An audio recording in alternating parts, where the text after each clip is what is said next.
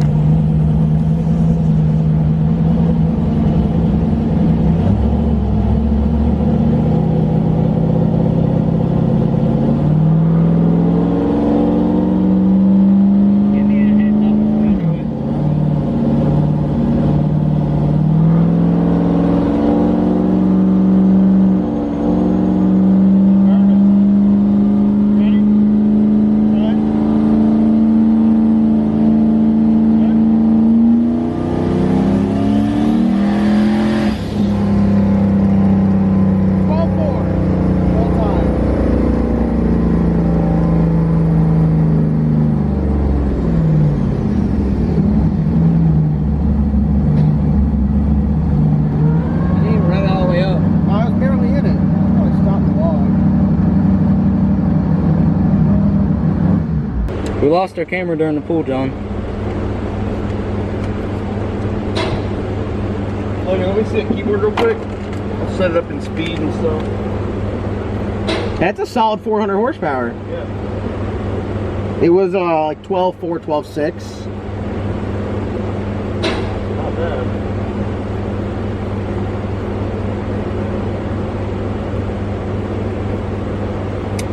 And I don't think I was in it heavily. No, I didn't read yet, but you're just feeling it out. Those were my practice attempts earlier. What's your thought on that air fuel? Like, do you think when the exhaust is flowing, it's getting an accurate reading, or you think Probably. its position is too high up, it's still getting a little false reading? I mean, if the car is feeling alright, and it's somewhere under, ethanol don't like to go much leaner than 13. So if it's under power, like you're pushing the gas pedal and it's 11.8 or so and it feels pretty good, or it's 12.0 or it's 12.5, then it's probably accurate. No, that's so weak. I literally only got 80% throttle. 90. I got to 90% throttle. 12.5. Yeah, So that's probably spot on. 144 kPa. No, I would not. 6 pounds? Yeah, I would not. That was 6 pounds of boost? Yeah. Shut the hell up. God, the turbo actually works now that there's proper, the engine's running like it should. Yeah. I was about to say, that thing's sealed up too. Yeah, it is sealed up. Because I put this much. No wonder why it ran like shit before. Turn the learn status thing off, and probably fuel flow. And here, go ahead, make it bigger. How far did you run it up RPM wise? 5,000. Highlight that little area where you just floored it. Yeah, right there. Okay, so then follow the blue one. The blue one is map. Wait, we got oil pressure here. Yeah, we got full air pressure. We got oil pressure looking good. Matt, 6 pounds of boost. There you go back. So it's reading 150 kPa, which is like definitely not 6 pounds. I don't know, maybe 6 pounds. I thought it was more like 4 pounds. You didn't. It's a oh, I don't know. It's such a small backside. 4.2 pounds or so. We're on that stock 3 bar as well, not the HOLLEY 5 bar. Go to tools. What is that Go to called? closed loop compensation. Closed loop status. Compensation.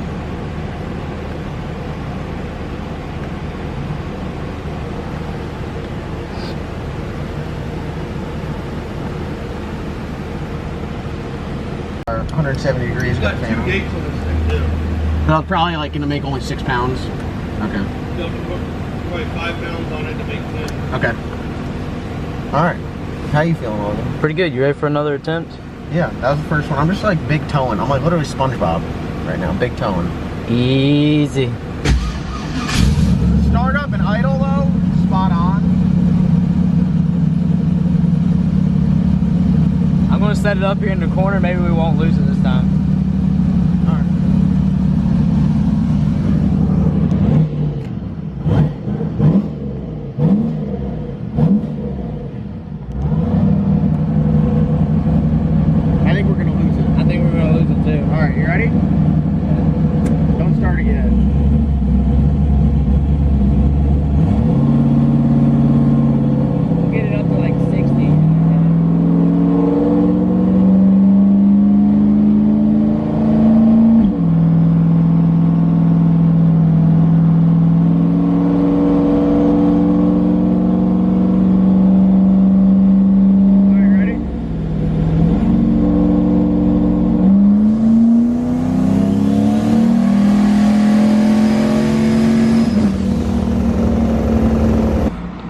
This exact moment, I'm like, oh shit, and I had no idea what to do. Generally, on a racetrack, I'd put it in neutral and shut it off, but I'm on the dyno, and I am not in my normal habitat, so I'm freaking out. I look over at Logan, and I'm like, damn, this thing does not sound happy. It literally just popped. It kind of coughed, didn't quite backfire, but definitely lost some sort of signal, and I was like, damn.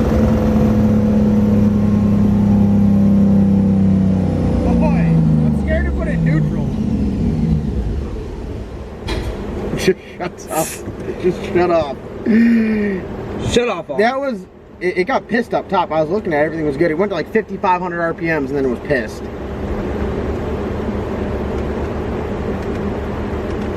That right there is a weak son of a bitch. No, stop the log. What's the timing? Hold on. Dude, that converter's so tight, it just like stopped. And it kind of like puffed. Yeah, that was fine. I mean, that was 112.5 miles an hour.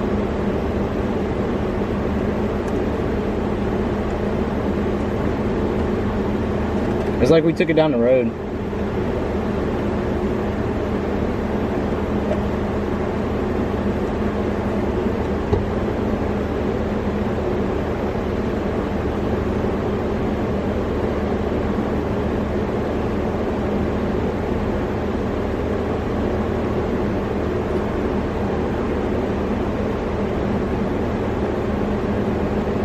Oh, whoa! It's right here.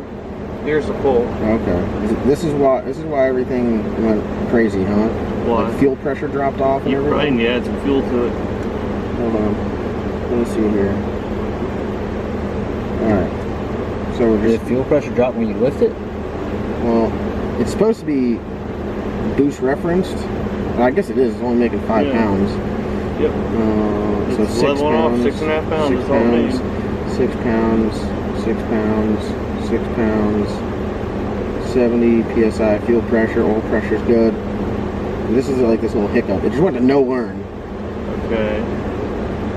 Something went funny there. Look, everything like something. Is that? Like, see, all these went red. Like Yeah. something. Your computer tried to shut off there. Which is literally what happened at the track. Yeah. Same thing, and it shut off just like this at the track, where it like stumbles and then just cuts off. Like. So either it's either has something to do with your ignition switch, the computer itself, some sort of wiring in between them. Wiring a Holley or aftermarket computer to the stock ignition switch on the car is probably not the best move, because those things are Like. known to be problematic. You can probably just jiggle the key and it'll make it flash on and off a ton of times. Yeah, because it's literally going just fine. Like, obviously the converter like wants a bunch more power, but that's not, and then like all of a sudden right here, it goes from literally 6 pounds of boost. It goes from 6 pounds of boost to vacuum. It says. Yeah, so something like the computer like reset right there, basically. No learn. Yeah, it just. Wait, it says it's got dome pressure on it. Well, the computer started tripping. It can't have dome pressure. There's no CO2. Yeah, there's no CO2 and all this. And the MAC valves are off. Oh, it's probably got. Go back down here. Does it say it has any dome pressure there? It's, you know what it's got? It's got them shitty ass wastegates and it's bleeding through the diaphragm. It's, oh my god. Yeah, it's going from one side of the diaphragm around and it's picking it up. Yeah, picking up pressure. Well, there ain't no point to make any more pulls on it. Until you figure out what the problem is. But that, at least we know this is what it was doing at the track. Yeah. Like, same thing, like, when I went to do my burnout, it's like you're to the floor, like, I just pop it in second gear, I'm wide open trying to get the thing to get up in RPMs, and it just goes, like, it like, kind of feels like it, not backfires, but it coughs, and then stumbles, and then, like, you can either keep it alive or it's dead. Yeah. So it's something to do, it's either, like, start with the battery, make sure the battery goes to the ground, and it's a good ground, it's not supposed. Make sure the power wire goes directly from... Yeah, follow the main battery cable all the way up here, see where it goes, check all the connections, and then you need to, like, probably pull that Holley harness back out through and see if they fucked anything. Like I think they have. They've fucking snipped and cut and sewn and... R.I.P. Well, we made a solid 425 horsepower. If you put like a little switch somewhere that's on off, yeah, it'd be better than that key switch. You can still have the key switch to start it, but give the Holley power with the damn with the good switch. Yeah. I don't know. Everybody talks as much junk as they want about those like ARC panels, but we've never had any issue with it. Yeah. Literally ever. God, that's annoying as hell. Alright, well, I'm just going to cut this off, and that's going to be a wrap on our dyno experience. R.I.P. I do wiring stuff. That's why I love Ben, because Ben just wires it right the first time. I still think 2 pulls in a row, and literally they match up. Yeah. Well, this is at least we know what it did at the track. It literally goes, like, tune-up, negative 1% compensation. I should have been paying attention over here. I could have probably seen it flash and shut off. I'm sure it did something pissed. It literally just goes, everything is like 150 kPa, 22 degrees of timing, 0% compensation. Everything just TPS, I'm wide open. It says TPS goes to 40 and then it comes back. And it comes back. But so then it literally died off and it literally cuts out for a second. Here now. Hey, you wanna know something though? No. It was rowdy in here. Yeah. Alright guys, this is what we're talking about here. If you see this little spike, that dip right there, it just loses it goes to hell. I mean, it goes to hell real quick. You can see over here on the left, everything is good, everything's good, everything's good. Pow! We are not 46% TPS, we are not 94 kPa, we are not in vacuum. we're literally continuing that, and that's where we stop. So That's why the fuel pressure fell off. yeah. Well, then after it, I mean, it doesn't even want to stay alive. That's what it was like at the track. Like, I couldn't keep it running after it popped. I had to restart it. So I mean, it's definitely got a gremlin in there that we need to work on. So we need to go back over all our ground and shit like that. not our grounds. We have to go over someone else's grounds, which is even worse than going over all of our grounds. So all right, well, that's gonna wrap it up. This is the second part of tuning with John and Logan. Yep. And I'd say it was slightly successful. Nothing's dead. Nothing's dead. We live to walk another day. We didn't go out that way. Yeah, we didn't fall off backwards. That's right.